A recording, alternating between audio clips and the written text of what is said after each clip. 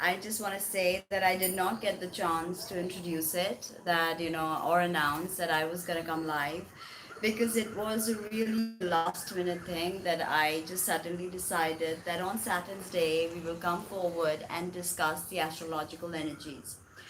So there was something really interesting that happened. That was Mercury was conjunct Chiron in the astrological sign of Aries. So this is the beginning of spring, as we know in the northern hemisphere. And this is sort of like sprouting of hope and new things, because Aries is the sign of new beginnings. Now the sign of Aries is ruled by Mars, so that is why Aries is oftentimes conceived as volatile energy. So the color of Aries or Mars is red, right? Red. But I'm not wearing red today because today is the day of Saturn.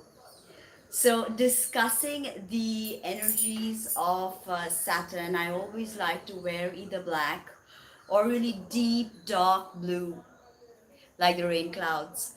So, this is the heralding of a new beginning for all of humanity as we embark on this journey with all of the planets geared going forward.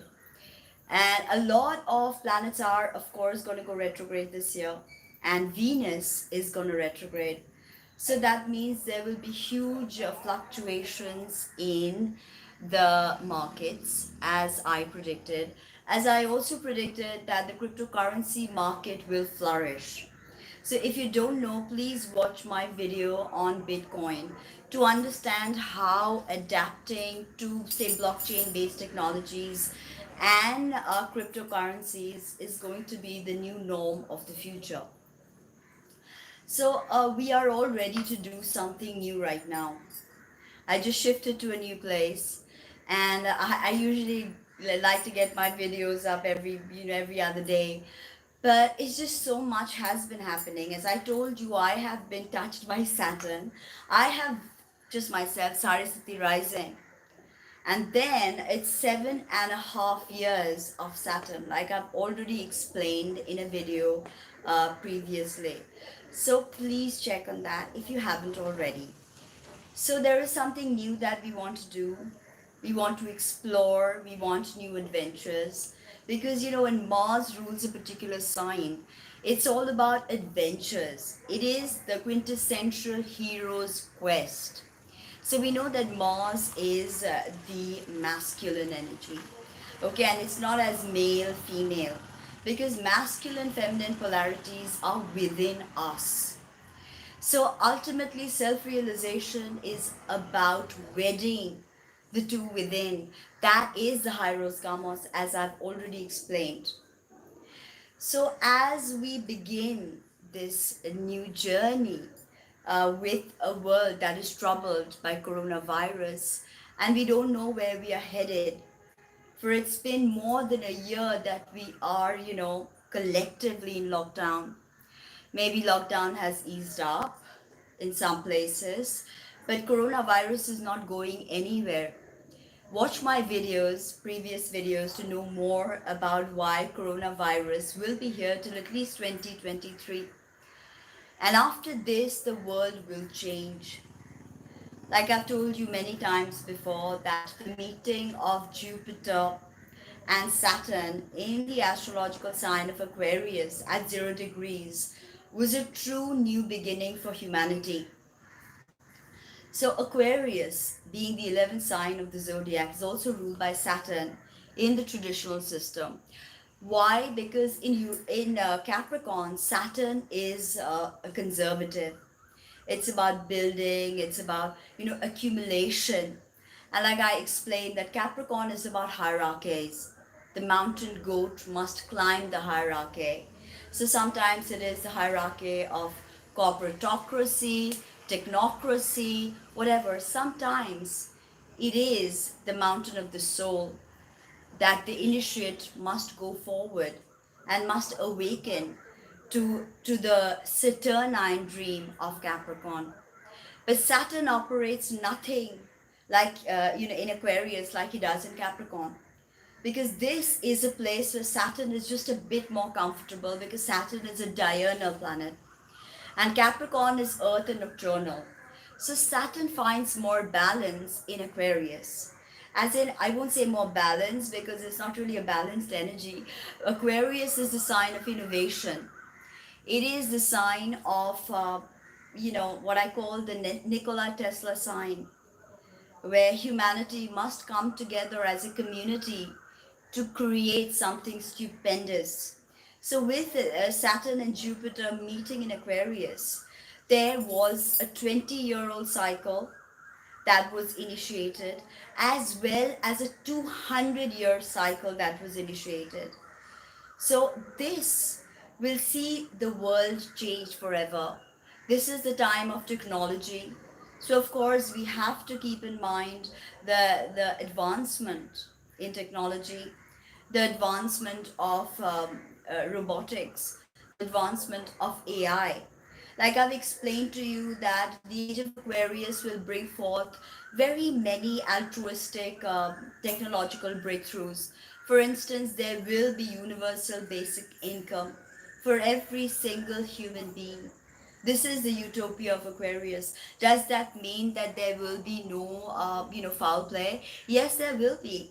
For technocracy can truly dominate us like nothing ever could. For the AI will get into our brain. What is Neuralink? So it is absolutely up to us how we use this technology. Power by itself, like technology, is not evil, but how you use that power, that is, the crux of your growth, your foundation. So we as human beings are being asked to look at the world with a new pair of eyes, fresh pair of eyes. That is what the Aries season does. It shows us newness, even though we may not understand it or we may be afraid of it, but this is the way to go. For newness is, that's what spring does, right? After winter, we are ready to awaken to life in a way that we never have. And that is essentially sun's entry into Aries and starting this whole, and cardinal signs love to start things. So starting this kind of energy. Now I was speaking about Mercury being in Aries actually was sextiling Saturn in Aquarius.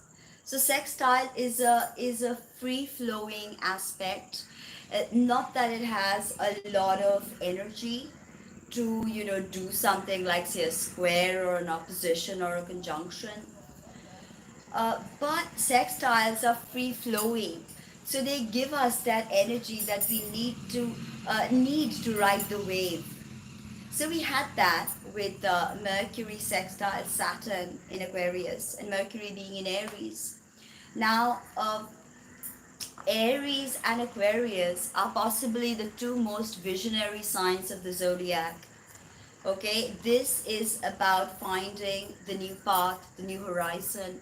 So Aries is cardinal air, fire. Okay, thank you. So cardinal fire, right? Aries. So fire that wants to start something, but then there is no grounding to that fire. It's almost like a matchstick. You set the matchstick on fire and boom, it goes, it explodes, and then it's over. So that's why oftentimes there is no, uh, looking into detailing with the Aries season. If you look at all of us during Aries season, Aries for you sits in one part of your horoscope. So either for me it's the eighth house. Okay, and the eighth house is quite a precarious position for a Mars ruled sign, but one learns to make it work. So the Mahavidya associated with Mars is Bagalamukhi. Watch my videos, my previous videos on Bagalamukhi if you haven't already, to find a way to balance that Mars.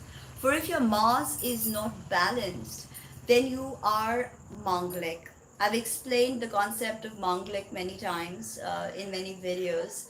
It's a Vedic astrology concept, but it is relevant even if you do Hellenistic astrology.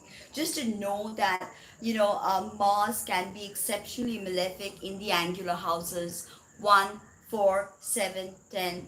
Makes you mongolic. Okay, also Mars in the 8th house. Okay, Mars in the 8th house. Although Mars in the 10th house doesn't make you mongolic, Mars becomes very strong. But first house, yes, mongolic. 6th house also, though Mars has planetary joy in the 6th house in the Hellenistic system. Because the 6th house, when you have Mars natally, or Mars is transiting your 6th house, you have this impetus to change your lifestyle, the way you live, the way you work. Because 6th house is your house of work. Okay, house of companion animals. So once you see Mars moving through this particular position in your natal chart, you see that there is an impetus to eat healthy. Mars brings forth infections. So there could be a sort of a crisis that is invoked. Then you take the necessary remedies, you perform the necessary activities to balance that energy that's coming to you. Like I've explained, everything that is manifested is from the planetary rays. Thereby, understanding the archetypes is quintessential in the process of self awakening. As my grandfather used to say, that Jyotish is the study of light. It is not to be used mundanely, that, oh, will I get married, or, am I going to get this job, or, it is not to be used so mundanely, or is, uh, in a very profane sense, like we see the horoscopes written for people. It's just, one sun sign and everybody's supposed to fit. But it doesn't fit. The shoe does not fit. Because you may have sun in Aries, it's an exalted sun, but it may be your 12th house. So, somebody who has that sun in the 10th house and you who has that sun in the 12th house, it will be completely different. The experiences that you go through with that sun, the exalted sun in Aries. So, one horoscope writing cannot work. I also used to write horoscopes, and I realized the folly of it, for you can't truly pinpoint someone's week by just, a casual sun sign explanation. If anything, that would possibly do better for your moon sign or your ascendant. If you do not know your ascendant sign or the degree, and again, the degree makes a difference. For we have the concept of the avatar degree, which is a 15th degree. So you have that sun, and of course, there's the exaltation of sun at 10 degrees of Aries. So you have that sun on that particular degree, that sun is the strongest. It is the first decan of Aries, that to complete Mars triplicity, it is the Aries triplicity. So you have to understand that Aries sun, just because you're Aries sun or Leo sun or Virgo sun, it is not going to fit the bill, okay? The bed. So you have to understand that. Then, of course, is it a day chart or a night chart? For the sun will operate differently. And Aries is also diurnal sign. So you have the sun in Aries in that 12th house at about 28 degrees. And then we have the concept of infancy and old age of planets. So any planet that's 1 to 5 degrees is an infant and cannot give you the benefits that you seek from there. The archetypes do not come through easily. Or a planet that is at the end of a particular sign, say 27 degrees, 28 degrees, 29 degrees, is a senior planet, unable to again fructify the results as you would have it. So 15 degrees is actually ideal, but of course, when you look deeply, you have to see each planet and its exaltation degree. Mercury exalts at 15 degrees of Virgo, and Mercury being a little peculiar because Mercury exalts in Virgo, Mercury rules Virgo. So this is a very interesting energy. So this is about communication, hardcore. Mercury, 15 degrees of Virgo. We are here to communicate. But say it's in the fourth house, then it's sort of hidden. It's at the bottom of your natal chart. But if it's in the 10th house, then it's more out there for people to absorb and grow with, right? And be seen more. Because if the sun is at the top of your chart, you're just literally seen more. Or your father's seen more. Because the sun, as I've told you, symbolizes the father. as well as all kinds of, the sun is essentially why we have incarnated. So we need to understand the sun sign and the archetypes associated to it, right? Now, moving on to the Aries season, we've got a lot of very interesting celestial activities coming up. We've got this Aries New Moon that I was gonna, do a video for, but I have still not been able to do my research on that particular topic. So once I get that going, I don't know if I'll be able to do it. Actually, it's just on the 12th, so I'm not sure. But I'll definitely be back next time with the next lunation report, like I do in detail. So all of those people emailing me about my videos and my content, a lot of content coming up. Today, actually, I intended to come a bit before and show you the beautiful landscape behind me, but it did not work out that way, and I eventually got delayed. So I definitely want to come more often on YT and do possibly dailies. I don't know about dailies, but possibly the basic energies of the week. Definitely, I want to do. But yeah, at some point, I want to graduate to dailies where I come forth and give you daily tarot and daily astrology. Now, I've also told you about my yoga classes that I do. Now, because of coronavirus, it is all online because I don't really meet anybody anymore. So, the yoga classes are again based on your astrology.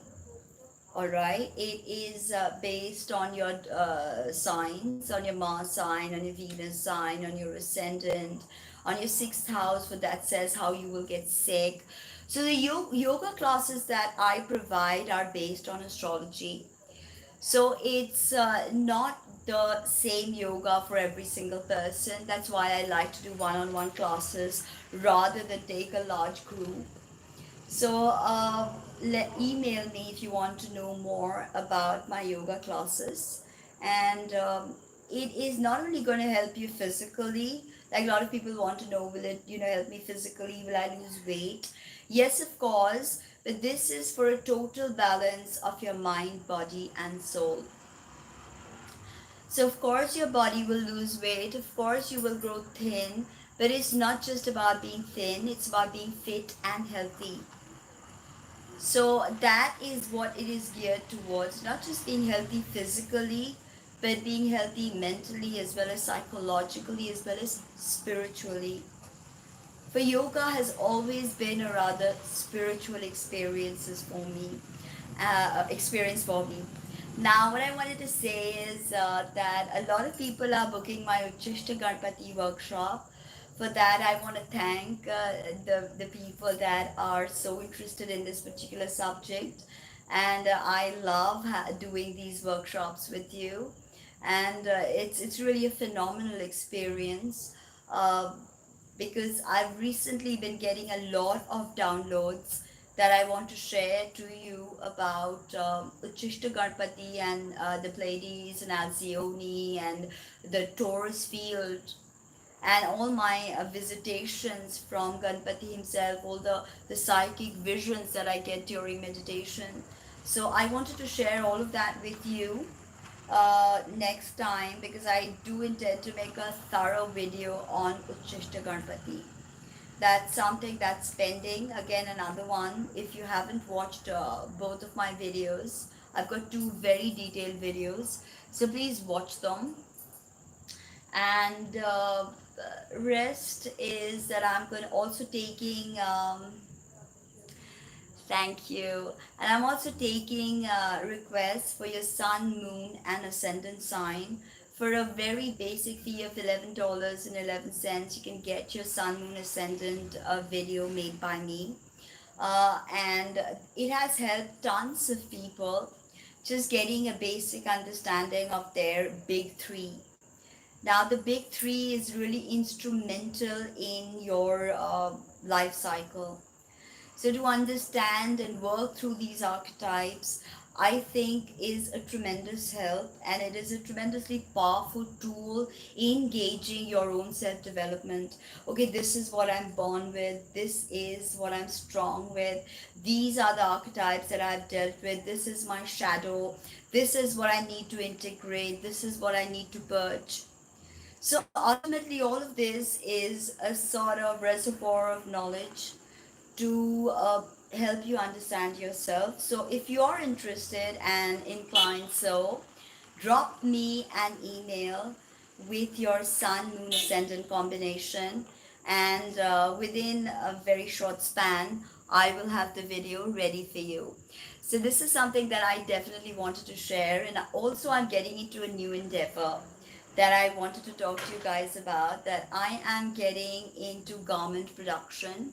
I've done it before, where I was designing some really exclusive garments for people, but this time I'm going to go all out and do astrological gowns. Going to do some real high couture stuff with a very close friend of mine. She's designed this as well, and she designs all kinds of different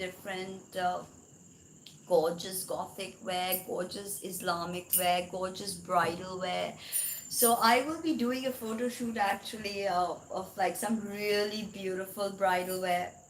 So if you're looking to get married, drop me an email, and I will have a look at your astrology and design the perfect gown for you, which will then be created, because all of these gowns are going to be made to order. So it will fit you absolutely perfectly. So once that happens, then you can not only get bridal wear, you can, book dresses for your bridesmaids. Uh, you can just, have any kind of really exquisite gowns, or Indian wear, or Indo fusion is also something that we are looking at, because I think there's a lot of interesting and innovative ways that we can use the Indo fusion genre that would interest a lot of people. So that is something that Tina Hills is getting into. And of course, my merchandise will begin production very shortly. We will be back with our collection of soaps, with our collection of candles, and with our collection of scented oils. That's again another thing that I have been, looking at and researching. So that's something that we will launch shortly, essential oils as well.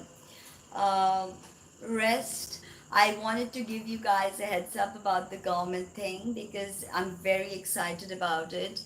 We've got some beautiful designs that we are going to showcase on these videos. Beautiful white dresses with gorgeous frills, and beautiful embroidery, really really baroque look, the hardcore baroque look of Zerdoji work, like like very stately, very dignified, very aristocratic.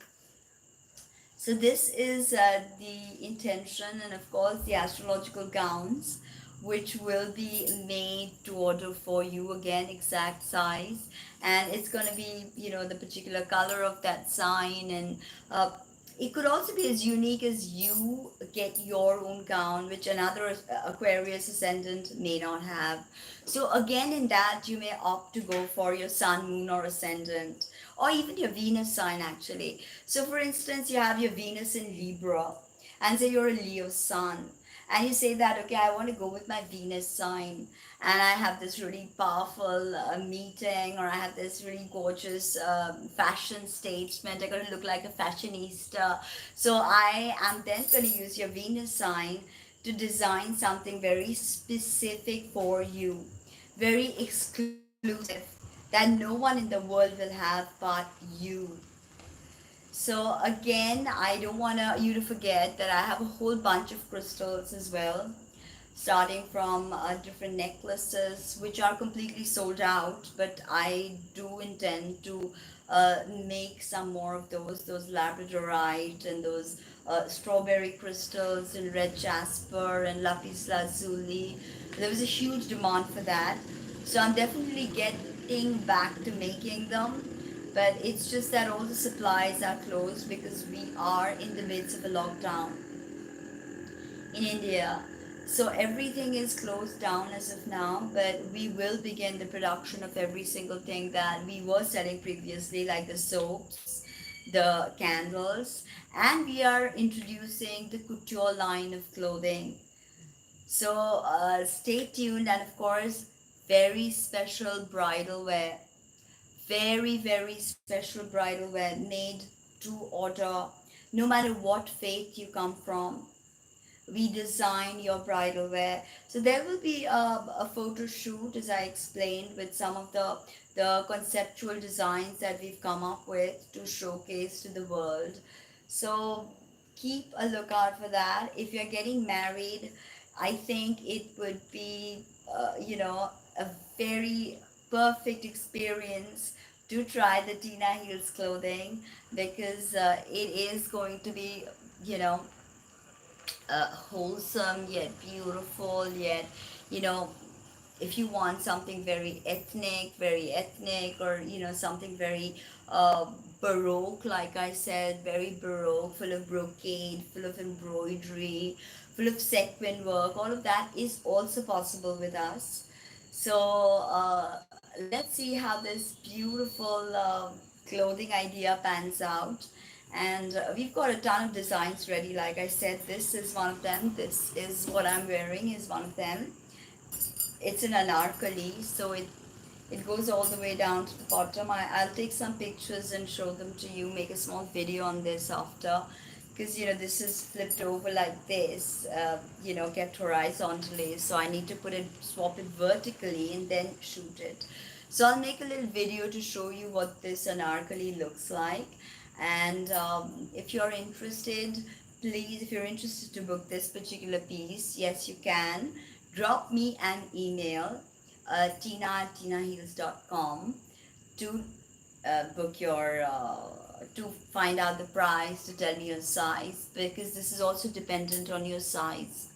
The pricing is also dependent on your size, because the amount of work that needs to be done, the amount of, all this is handwork, all this is exquisite handwork. So it's going to be really a unique dress that you will have, that nobody else will have. So write to me if this interests you. If you have a boutique, or if you're associated to people in the garment market, anywhere in the world actually, we are ready to export. So drop me an email about that too. I think I should have made a separate video about this actually, now that I think about it, because a lot of people might not realize the content, because I said Aries season. And this is my huge announcement for Aries season, that we'll shortly be announcing the name of this designer couture label of clothing that we are coming out with.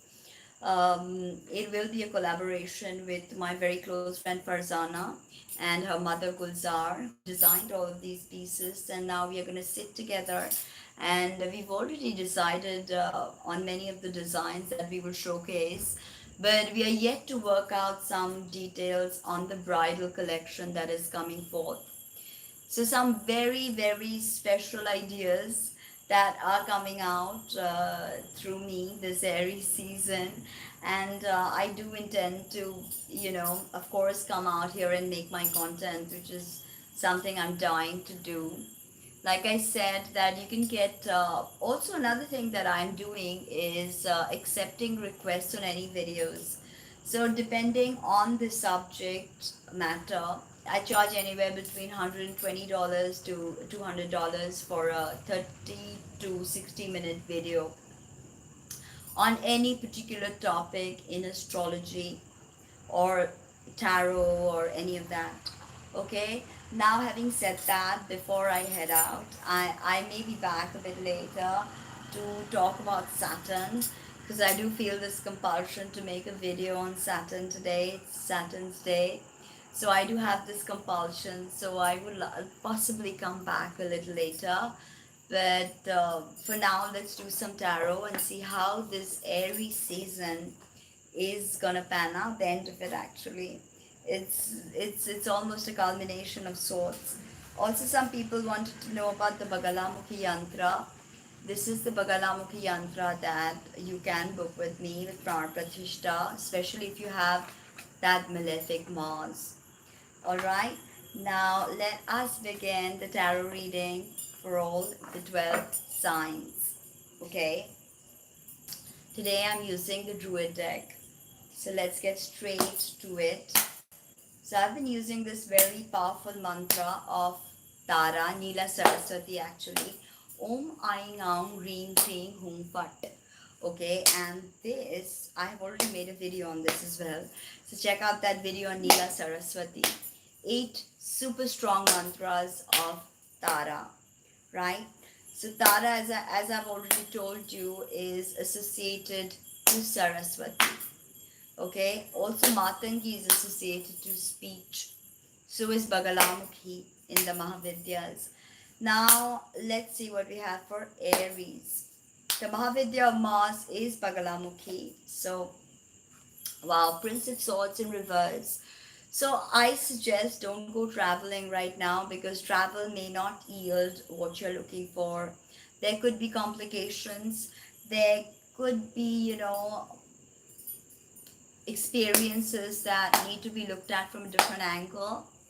Now let's look at Taurus, right? Taurus, Eight of Swords. I'm getting a lot of sword energy recently, a lot of sword energy with clients, with people. It's crazy.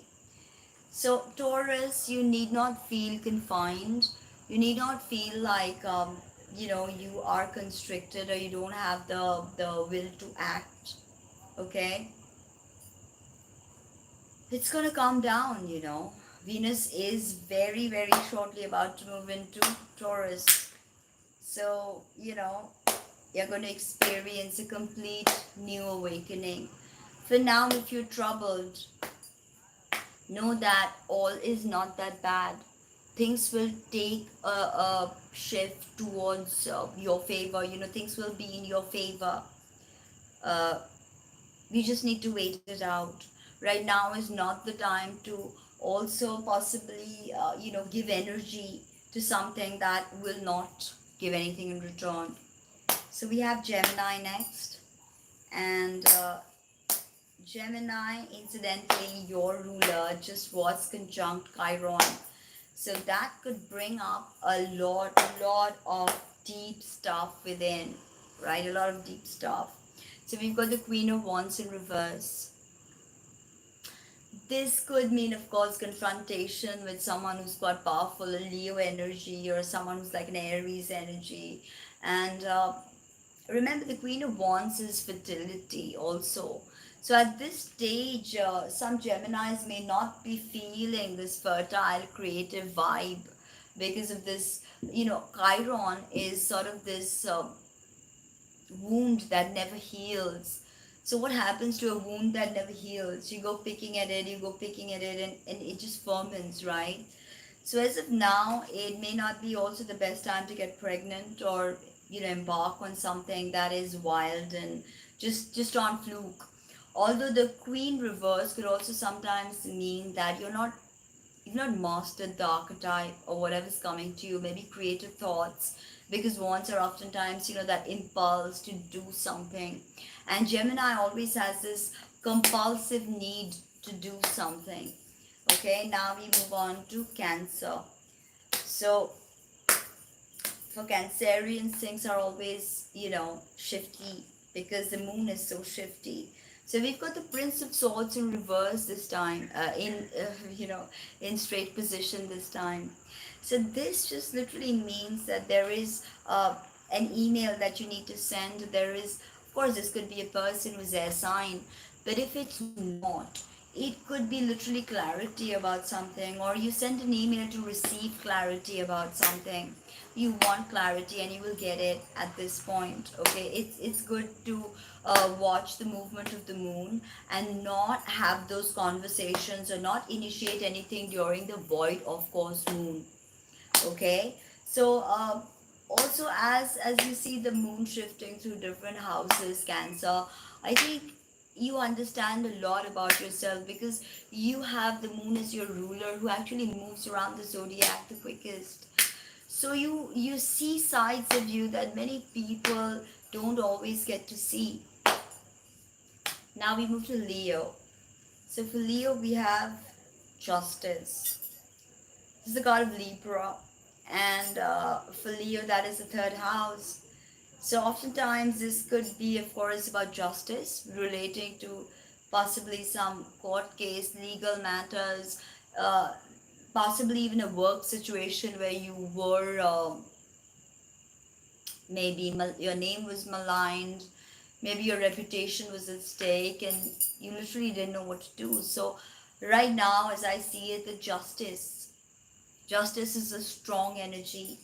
Okay, so there will be equilibrium in your life. There will be whatever lost chances were or whatever you lost, there will be a state of reckoning, a final process of atonement.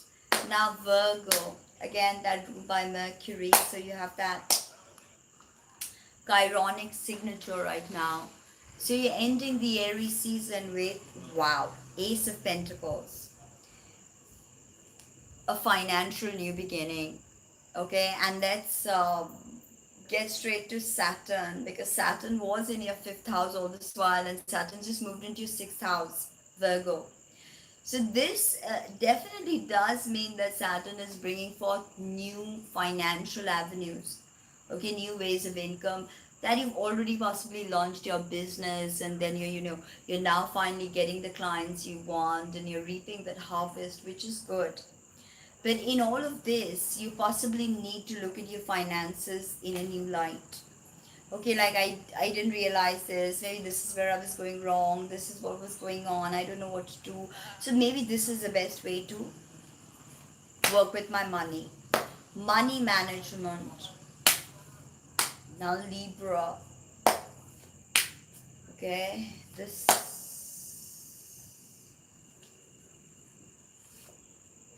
Okay, Libra, for you we have the Five of Wands, which is about being competitive, which is about being, somebody always trying to outsmart you in a conversation, being, insulting you, or it's not something like, a war has started, but it could be squabbling, it could also be rivalry, okay? So, very possible to be sexual rivalry as well. Bonds are known to be sexual energies, right? Now we have uh, Scorpio. So, what we see with Scorpio is what Spirit wants you to know. Eight of Wands. Go ahead with whatever it is that you plan on doing, whatever it is that you have planned so far for this particular month and the next. And you're like, okay, I wanted to do this. Should I do it or not? Yes, do it. Go for it. If this could be a text that you sent out, a message, an email, or somebody sends you an email or a text, this is really important to you. Really important to you. Eights always echo that infinity signature. So all good Scorpio, go ahead with your ideas. Okay, it's going to give you what you need. Believe in yourself. Now Sagittarius. So for Sagittarius, I see the Chariot in reverse. Alright, this is quite interesting. This is the card of Cancer. Alright. Now Sagittarius, if Sagittarius is your ascendant in first house, Sagittarius, Capricorn, Aquarius, Pisces, Aries, Taurus, Gemini, Cancer, your eighth house. Okay, so stuff is complicated in your eighth house of other people's money, of debt, taxes. Clear your debts, and don't go forward with any idea before you don't clear your debt, because that could completely throw you off the track. Also, if there's some journey that you need to take, it may not be fruitful right now. Okay, it may not be fruitful right now, Sagittarius. So eighth house related issues could also be issues related to death. So maybe and deaths are also endings in a way. So maybe you experience the ending of a particular experience in your life. Okay, now we just did Sag, right? Okay, now let's get to Capricorn. So Capricorn, your ruler is in your second house. I mean, for Capricorn ascendants, of course. Use whole sign houses, please. And we have the Three of Swords. Again, too much sword energy, too much air energy. Anytime I touch a tarot card nowadays, it's always about swords. So here we have the Three of Swords for you, Capricorn. It's definitely the saga of betrayal, of heartbreak, of trusting someone and they possibly stabbed you in the back. For some, this is a menage a trois, so it's a triangular love story. You could be the one that is being sought after, and then you have these two people running after you, or you could be one of those two people chasing one person. Whatever it is, this Three of Swords is essentially about heartbreak.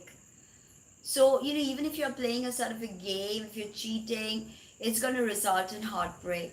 Remember that. Now we've got Aquarius, right? We've got Aquarius. And Aquarius, you have your ruler in your first house. And that, I put two cards, I'm going to put that back. And that must be special. I have my moon in Aquarius in the Vedic system. So, wow, you've got the Five of Pentacles, Aquarius. So in a sense, losses, dissolution, something that you were trying to do, some business you were trying to set up, did not quite go the way you wanted it to go, and here you feel all like left out, and you feel like, am I doing the right thing? Or maybe I should just abandon everything and not do it.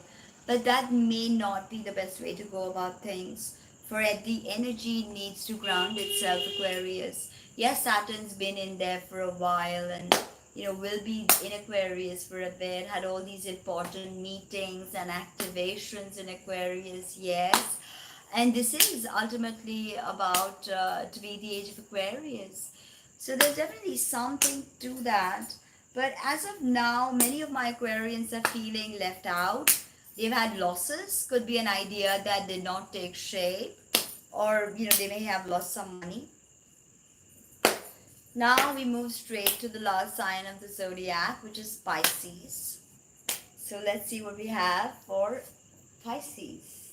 And we have the Empress, or the Lady, for Pisces. So all is well with you, even if you don't think so. Pregnancy for some of you Pisces.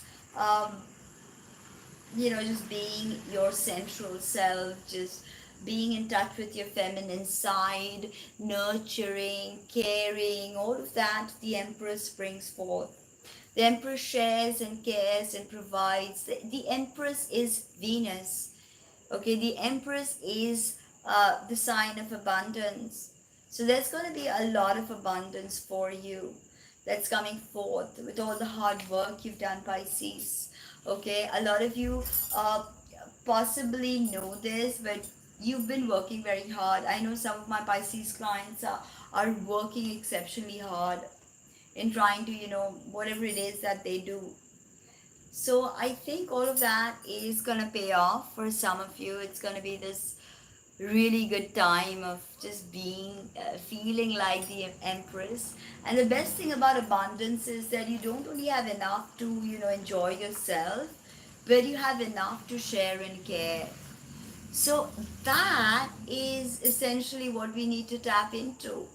Also in the future, with the way humanity is going with coronavirus and AI technologies, ultimately it's communities that will save us.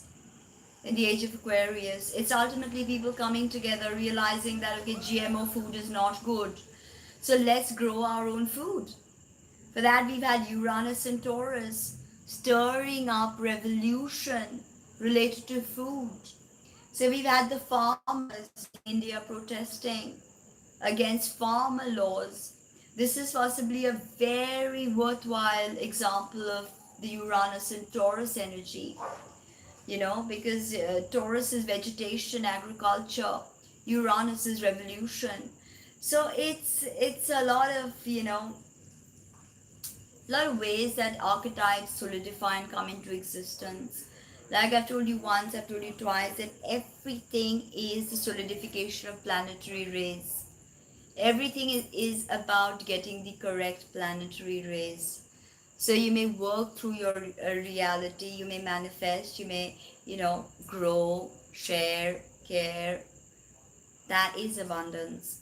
Not just of me having $1 billion house and a plethora of cars at my disposal, uh, you know, just a huge mansion where I live, possibly with my family, and while others on the road are starving. Billionaires, the concept of billionaire may be, reinvented in the age of Aquarius. So that's something we need to look at. And everybody needs basics, everybody needs the support of their government to begin with, not have rampant corruption, not have just nonsensical attitudes when it comes to the earth and its preservation. For remember one thing, that we do not inherit the earth from our ancestors. We are literally loaning it from our descendants. It's not always easy for everyone to understand this, but this is the crux of how we need to treat the world. That I am loaning this world from my daughter to use. Using is such a weird word. We use that word use, but using has got such a pejorative connotation. I just use and abuse, right? But using can be effective, can be sustainable, can be eco-friendly. But we are here to use the bounty of nature, the nature's bounty. We are here to use that. But the way humanity uses is abusive. Okay, it's not. I just saw a visual image yesterday of a man, a fishing boat, and that had captured like tons and tons of fish. That's not fishing, that's exploitation of the oceans. That's literally ransacking our future. You can't have things like that happen. So this is something that all of us need to awaken to, need to understand how society functions and how we can make it more effective. Things like, oh, this was always, we did it like this all our lives, is not going to hold good in the future. So we need to constantly reinvent ourselves. That is why we are here, to grow, to adapt, to love, to experience. But if we stay with our, ideologies that, oh, I've learned it like this and this is how it's gonna be, I'm not gonna change, it's worked for me, so it has to work for everybody. That's not the words, those are not the words of the future. Those are exploitative and redundant concepts which will be outdated. Believe me, the humanity of the future will be shocked at many things we've done.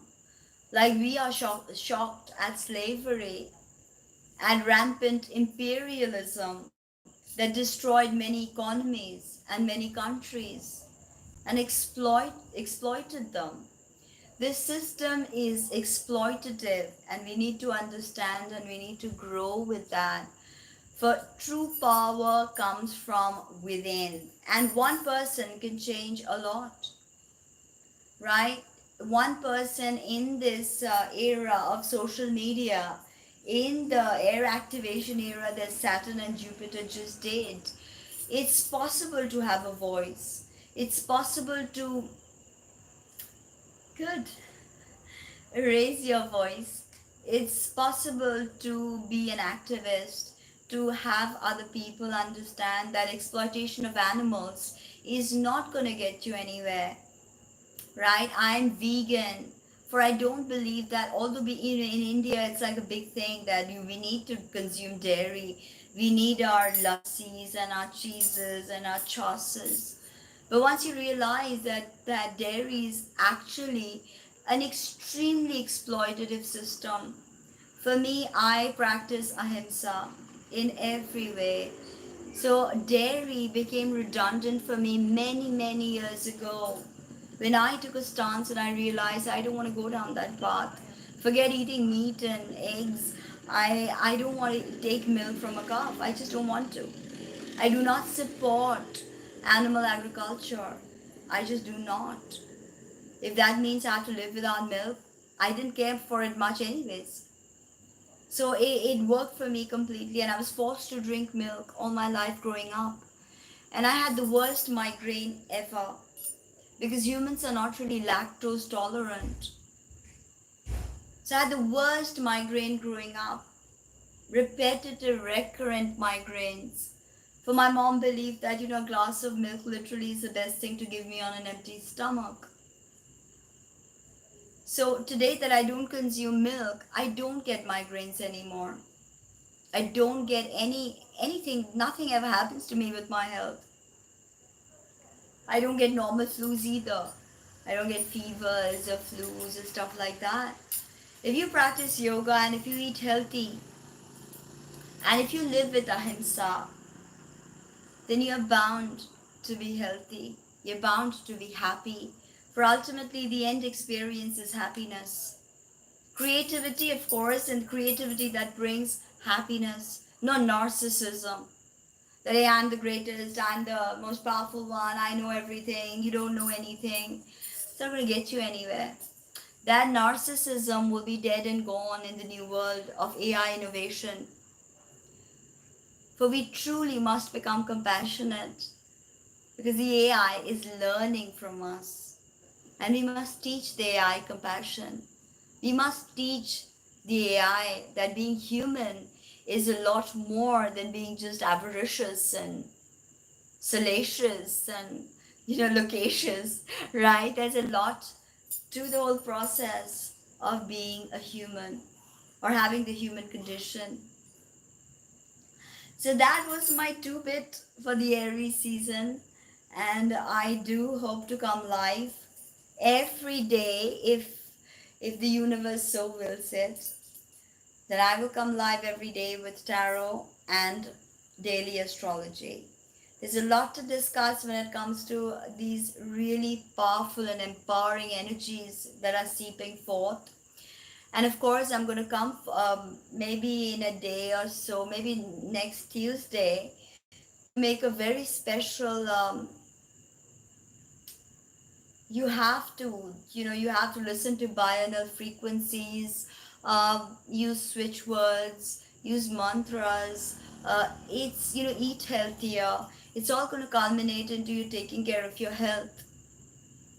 Okay, so if you're interested, please book a reading, go through my previous videos, and of course, wait for my very special designs that I'm going to be introducing on my YouTube channel. I already spoke about my clothing line that I do plan to launch very soon. Please go back to the video and catch up on that.